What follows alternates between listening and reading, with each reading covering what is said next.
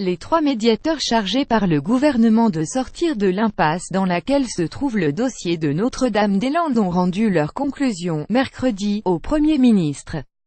Le Monde 13/12/2017 à 20h25 mis à jour le 13/12/2017 à 20h29. Il s'agit d'un rapport très attendu.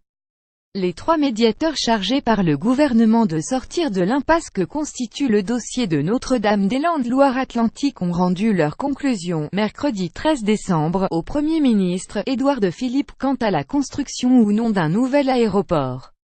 Selon les médiateurs, les options posées sur la table, à savoir la construction d'un nouvel aéroport à Notre-Dame-des-Landes ou un réaménagement de celui de Nantes-Atlantique, sont toutes deux raisonnablement envisageables, renvoyant ainsi la balle au gouvernement. Le Premier ministre a confirmé mercredi que le gouvernement prendra une décision claire et assumée d'ici la fin du mois de janvier. Après avoir auditionné près de 200 personnes, ceux-ci ont étudié les 2 options: un nouvel aéroport ou l'aménagement de celui de Nantes, en examinant l'activité économique, l'emploi, l'aménagement du territoire, l'impact sur l'environnement de ces 2 projets.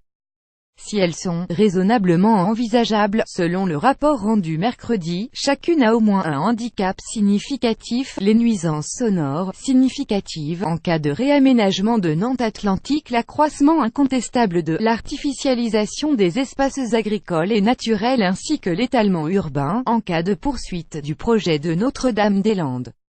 Mais dans ce dossier, la première nécessité est celle d'une décision de l'État, qui n'a que trop tardé, jugent les médiateurs, qui préconisent l'évacuation de la zone à défendre, ZAD de Notre-Dame-des-Landes, occupée par 200 à 300 personnes, dès que l'exécutif aura tranché entre les 2 options.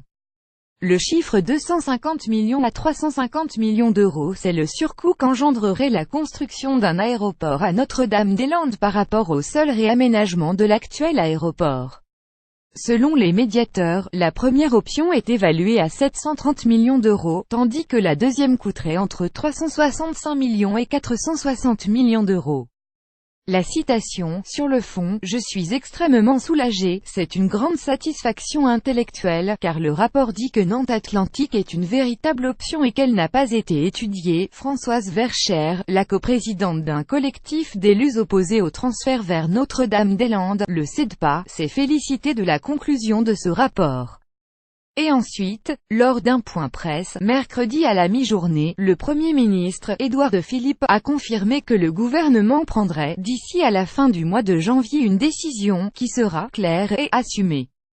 Cette décision doit nous permettre de garantir un retour à la normale, notamment s'agissant des questions relatives à l'ordre public, a-t-il ajouté, évoquant la ZAD.